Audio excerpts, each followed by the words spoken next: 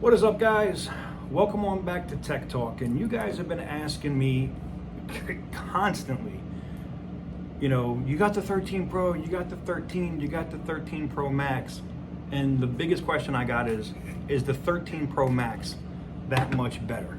Well, let's discuss about it. Let's talk about it, and I'll tell you why I ended up picking this one up over the 13, which, we did a comparison between this and the 13 Pro. But let me tell you about my experience with this for 5 days now. It took me a little bit to get my hands on this phone, but once I did, it was over with. Let me just talk a little bit about it. So for me, it really just came down to screen real estate. End of story. Screen real estate for me was key over anything, whether it came with the 13 Pro or not. Now I've sold my 13 Pro. It's gone.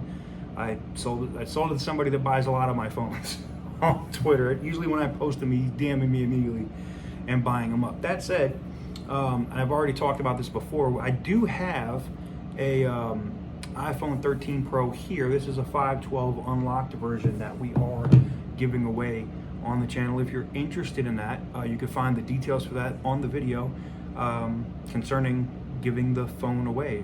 You can find that right here on Tech Talk. Go check it out. But for me, it really came down to the screen real estate.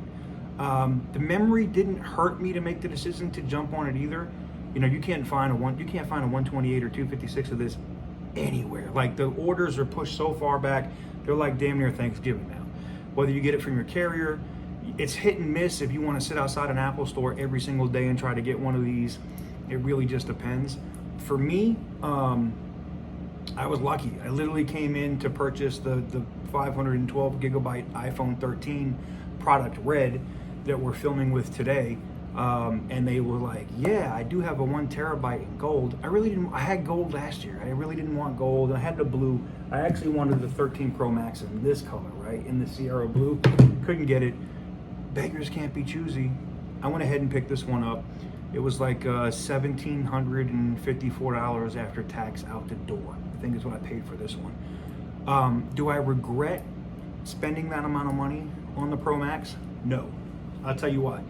After the update comes out later this year and they have ProRes available, it's going to make it so much easier when I'm doing editing or anything else on my iPad. If I want to use the MacBook and go to Final Cut, I'm going to get way better video quality and everything else that I want to do when I'm using this phone. The cinematic mode, game changer. Now, I know we've had bokeh modes on Androids and stuff here and there for a while. I'm not an Android hater. Daily drivers, okay? Well, this one actually doesn't get used, but daily driver right here, Samsung Z Flip. This is the primary phone for me, not the iPhone. That said, when it comes to I need to get a video done, or I'm out and about and I need to get a quality camera and I don't have my A7 III with me, it's this right here. It's this right here.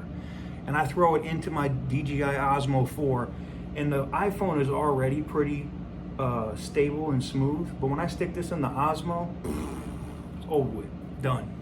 So for me, the experience for me on this, battery life has been bananas, great. I use an eSIM, so I have currently, when I sold my Pro, which I literally shipped earlier today, I use AT&T on eSIM and I have Verizon on physical SIM. And using two networks, you think it might draw a little bit more battery. Haven't had any issues. I tried to do the dual eSIM thing, but Verizon couldn't get it to work. I don't know what that means, but it's been flawless. Like, I mean, I'm not saying that iOS doesn't have bugs. It does. I'm just talking about just the day-to-day. It's an iPhone, guys. The shit doesn't change. It's the same shit every year. It's an iPhone. It has a couple different features that last year's didn't. It has the really cool, very nice very nice scrolling effect that we have on the iPads. Ooh, big deal, okay? The 5G connectivity is cool. Having the little UC whenever I want to throw a T-Mobile SIM card in here is okay. Ultra wideband's nice on Verizon when I'm standing next to a telephone pole that has it. But outside of that, it's an iPhone, guys. If you got a 12 Pro Max, if you already like your cameras or you're not a content creator, you don't need this phone.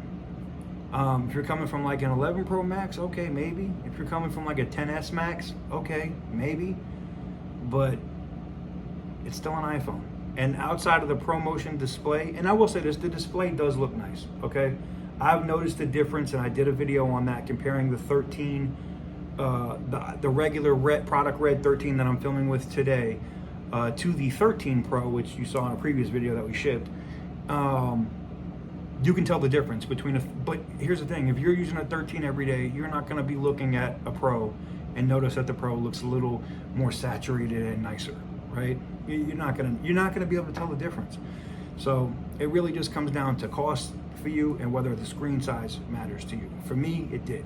Having, as a content creator and shooting hours of video every single day for automotive content that I do, yes, the 1 terabyte phone made perfect sense for me. I won't fill this up. I might get it to 400 or 500 gigs, and at that point, I wipe it, dump out my stuff that I no longer need, and I'm good to go. I never have to worry about filling this up. And I think this is a phone I could probably keep for 2 years, not just one. And I know you're gonna say that, and they're gonna be like, well, the iPhone 14 is gonna be a total redesign. I don't give a shit. I really don't care. This was a $1,700 phone. I'm gonna have this for a while. That said, let me know what you guys think in the comment section down below. I've thoroughly enjoyed it. Like I said, the cinema mode is cool. It's really cool. I'm using it now on the 13. You can see the whole bokeh effect with everything in the back. It looks like I'm using my A7 III. Looks like I'm using my Sony. It's got great video quality. I like it. That's pretty much it. Screen real estate, battery life, storage size. But you can get a 1 terabyte Pro. You don't have to get a Pro Max.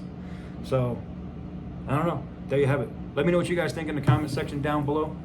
And like I said, if you're interested in winning this guy right here, this sealed 13 Pro 512 gigabyte, that giveaway video is here on the channel. Go watch that video, figure out how to enter.